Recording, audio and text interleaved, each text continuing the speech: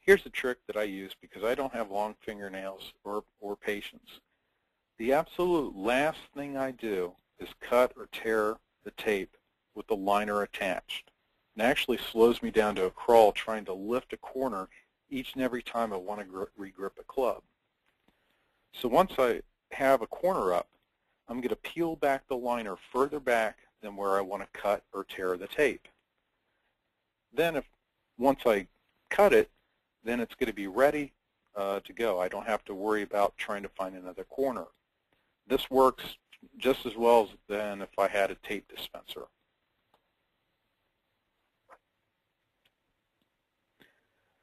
Step 4 is applying the liquid. Remember only to use the correct liquid depending on the type of tape that you'll be using, like solvent-based or water reactivated. You want to start out by holding one finger over the vent hole in the grip cap and pour a small amount of liquid into the mouth of the grip. Most component suppliers put their solvent in easy pour bottles, but if not, you may need to find something like a squirt bottle or even a ketchup or a mustard container. Then you want to shake the grip to thoroughly lubricate the inside of the grip. If you're a novice, this may take a few times before getting used to pouring the right amount of liquid into the grip. Remember, with more liquid than necessary, the grip will still go on, but there will be a little bit more waste and a greater accumulation of sticky grip tape residue on the shaft at the mouth end of the grip. Now, if there's not enough liquid poured into the grip may not go all the way onto the shaft. So it's better to err using more liquid than necessary than not enough. Now, there's a number of ways to apply the liquid onto the tape. One way is to position the butt end of the grip over the two-way tape, and you just want to make sure that there's some sort of tray or catch-all underneath to catch the runoff. Now, remove your finger from the vent hole of the grip and allow the grip or the liquid to run out through the hole along the length of the tape. Or you could do like I do and be lazy and just simply dump the solvent out of the mouth of the grip. Just be sure that the two-way tape is entirely wet. And if not, don't worry. You can always add more liquid straight from the bottle to wet any areas that appear to be dry. Don't be concerned if you see small black particles appear on the tape.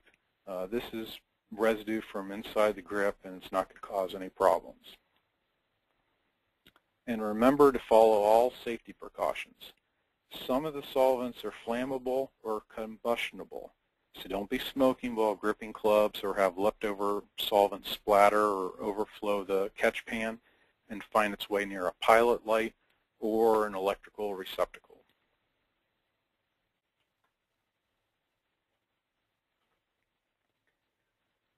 Now the next step is immediately after pouring the liquid onto the two-way tape. You want to position the mouth of the grip over the butt end of the shaft. Now, if the grip has an alignment pattern, as many do, this should be facing upwards toward the toe of the club. This is the reason why I said earlier that it helps to position the club in the vise with the toe up. Believe it or not, what appears to be an awfully small looking opening, which we call the mouth of the grip, will stretch over the slippery end of the shaft. You may need to squeeze the mouth gently to flare it out so it starts. Now, after the first time or two, you'll eventually get the hang of it. But once the mouth of the grip is started on the shaft, you want to push the grip down the length of the tape until it bottoms out with the butt end of the shaft. Now, no lollygagging here. If you do, the grip's going to get stuck halfway on, and you may not be able to get the grip off without ruining it.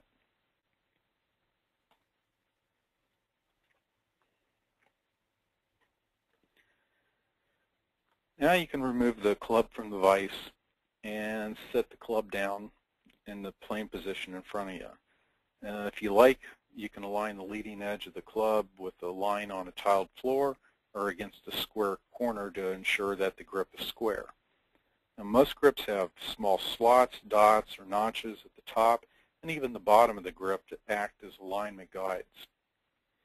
Now, if the grip is ribbed, you want to make certain that this rib is running directly along the back side of the shaft. If the rib's not straight, the grip's not going to feel right to the player using it. If it's a putter grip, oftentimes it'll have a flat side up on the top to position your thumbs. Finally, during grip installation, always make sure the grip is all the way onto the shaft.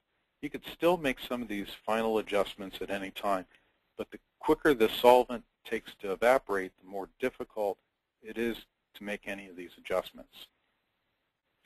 And one of the most important things to remember is a misaligned grip is one of the biggest cardinal sins in club making.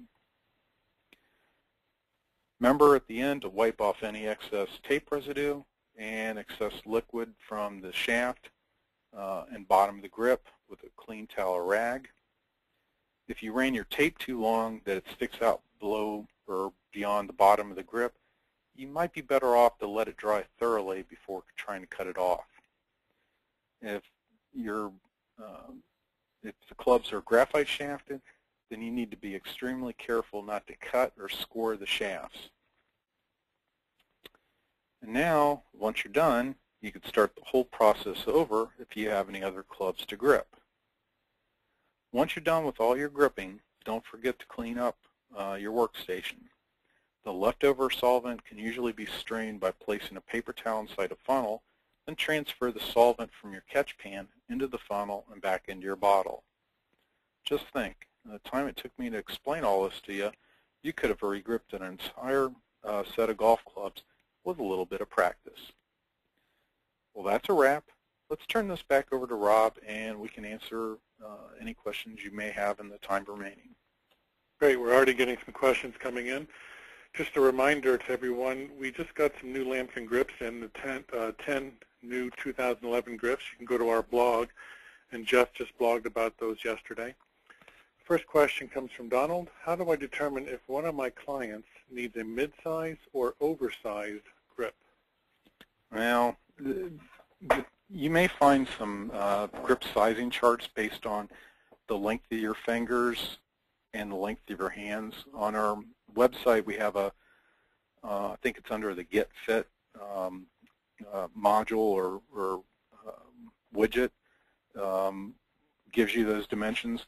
But to be perfectly honest with you, I always found it best to have demo grips handy and have them marked, let's say mid-size or jumbo, to allow the person to hang on to them, because sometimes golfers like the feel of a particular grip, even though their hand size may not so-called match according to a chart, because players may put the clubs in their palms rather than their fingers or vice versa. So there's no substitute for having the demo grips handy. Okay, Ricardo asks, should the shaft be bubbled or straight on the top, for instance, the Golf Pride? Should the shaft be bubbled or straight on the top, for instance, the Golf Pride? Could you rephrase that? Give him some time to write that back, because I'm not sure what he means by bubbled. Got it. All right, Beeler asks, can you discuss using air to remove and install grips? There are some people that are starting to use air to blow on grips. There's devices that'll hook to an air compressor to allow the grip to pass between the inside diameter of the grip and the outside diameter of the shaft to form a boundary layer so it slides on. The only problem I've seen ever with that is with on steel shafts where the butt end is very, very smooth, and